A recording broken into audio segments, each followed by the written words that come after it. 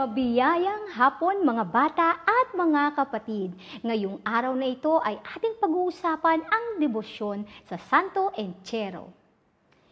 Mga bata, bakit nga ba may debosyon sa mahal na Poong Jesus del Santo Entierro? Ang debosyon sa mahal na Poong Jesus del Santo Entierro ay bahagi ng pagdiriwang at pag-alaala sa misteryo ng sakit, kamatayan at muling pagkabuhay ng Panginoong Hesukristo sa panahon ng Kwaresma, lalo na sa mga mahal na araw. Nagiging tampok ang Santo Entierro sa prosesyon at mga debosyon na kaugnay ng Biyernes Santo, hindi lamang sa Pilipinas kundi sa ibang bahagi ng daigdig. Kabilang sa mga tagpo ng mga mahal na araw ay ang paglilibing sa Panginoon na siyang sinasagisag ng Santo Entierro. Ang ating Panginoon ay tunay na pinahirapan at pinagpasa ng krus, ipinako at namatay sa krus. Inilibing sa isang yungib na inuka sa bato at nabuhay muli mula sa libingang iyon. Ang debosyong ito ay nasa puso ng pagunita natin sa Kwaresma hanggang humantong sa Pasko ng muling pagkabuhay. Ang mga tradisyon ng pamimitagan sa imahe ng yumaong Hesukristo ay maaaring sabihing nagmula pa sa Jerusalem, ang banal na lungsod. Doon, dinadayo ng napakaraming Kristiyano ang pinaniniwalaang libingan o puntod ng Panginoon. Pumapasok at nagdarasal ang mga tao sa loob nito. Naisalin ang kaugaliang ito sa mga sumunod na henerasyon o salinlahing mananampalataya. Ngayon ay isang malaking basilika ang nakasasakop sa lugar ng libingan ni Jesus. May mga artikulo na nagsasaad sa pagpipitagan sa yumaong Hesukristo ay nauna sa Sudarium ng Oviedo at Shroud ng Turin. Ito ay ang mga telang sinasabi na ginamit na pambalot sa katawan ni Jesus noong siya'y inilibing. Maraming pagpapakilala ng imahe ng kamatayan na dinala ng mga Kastila sa Pilipinas noong 15th century. Upang ipakilala at ipalaganap ang pananampalatayang Kristyanismo sa Pilipinas. Ang mga ito ay ang Santo Sepulcro or Holy Sepulchre, Santo Cristo Yacente, sa Ingles ay Lying Holy Christ, Santo Retiro or Holy Retirement, Santo Entierro, sa Ingles ay Holy Burial.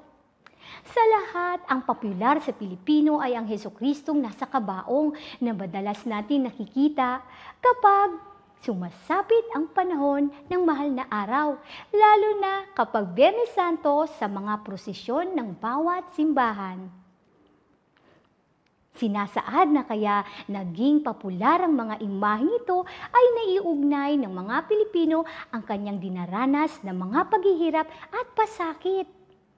Na tulad ni Hesukristo, na pakiramdam nila ay nakikiisa sa kanilang mga dalamhati sa buhay.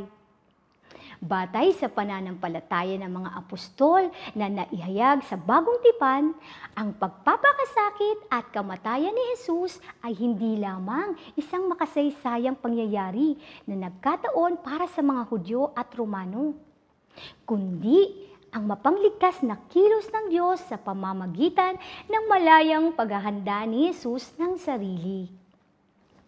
Tayo ay naililigtas sa pamamagitan ng ganap na paghahandog ng pag-ibig ni Jesus para sa kanyang Ama at para sa atin. Isang pag-ibig na isinabuhay niya hanggang sa kamatayan. Binibigyan ng diin sa tradisyon ng simbahan ang mapagtubos at masakripisyong katangian ng pagpapakasakit at kamatayan ni Kristo. Minsan lamang at para sa lahat naghandog ng sarili ang ating Panginoong Hesus sa Diyos Ama sa pamamagitan ng kamatayan sa dambana ng krus upang maisagawa ang panghabang panahong katubusan. Kaya may mga simbahan na kilala sa debosyon ng Santo Entierro na dinarayo ng mga tao dahil sa kanilang mahimalang na idulot sa mga tao. Ang dalawang dambanang ito ay ang Archdiocesan Shrine of Christ, Our Lord of the Holy Sepulchre o Aapong Mamakalulu ng Pampanga at Shrine of Jesus in Holy Sepulchre o Lolo Uwing ng San Pedro, Laguna. Ang unang himala na nangyari sa imahe ng Apong Mamakalulu, Merciful Lord, ay naganap noong October 25, 1897 kay Roma Payumu na nakatakdang igawad ang kanyang kamatayan sa pamamagitan ng firing squad. Ngunit hindi ito naisagawa dahil sa tulong ng taimtim na panalangin niya kay Apong Mamakalulu. Hanggang sa ngayon ay patuloy na dumaragsa ang mga tao upang humingi ng kanyang tulong. Inilalabas ng 2 beses ang imahe na ito sa loob ng 1 taon. At ito ay sa araw ng kapistahan at tuwing Biyernes Santo. Ayon sa kasaysayan, ang imahe ni Lolo Uwing ay natagpuan sa baybayin ng Laguna de Bay. At sinasabing pinatayuan ito ng isang maliit na kapilya na gawa lamang sa Kugon noong 1836. Ayon sa pahayag ng mga tao noong panahon ng Hapon ay nagsilbi itong taguan ng mga hinahabol ng mga Hapon at ginamit din siyang paaralan at kanlungan ng mga batang babae upang makaiwas sa mga Hapon. Sa tagal ng panahon, marami na itong mga himalang nangyari sa mga taong lumalapit sa kanyang imahe. Ngayon, isa na itong dambana na dinarayo ng mga humihingi ng himala. Mga bata, manalangin tayo sa ating poong Santo Entierro. Sa ngalan ng Ama, ng Anak, at ng Espiritu Santo. Amen. Ama naming mapagkalinga sa mga taong tigib ng paghihirap at pagdurusa. Kami nananalangin at nagsusumamo sa iyong mapangligtas na kamay.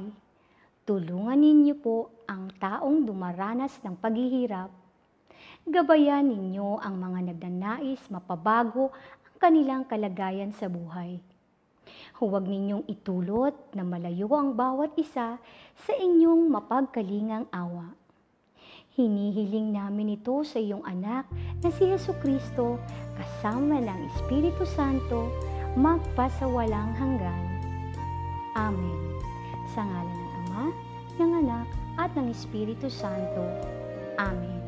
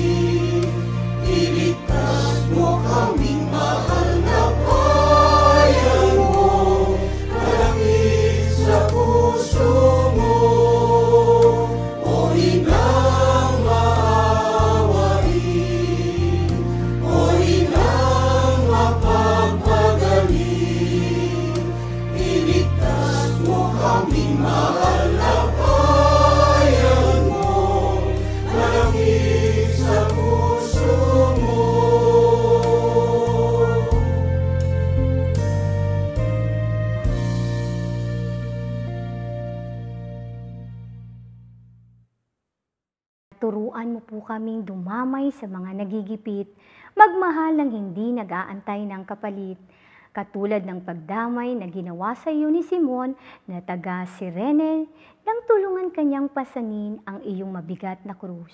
Nang sa gayon, kami ay maging biyaya sa iba at maging paalala na minamahal mo sila ng labis. Amen. Sa ngalan ng Ama, ng Anak, at ng Espiritu Santo. Amen.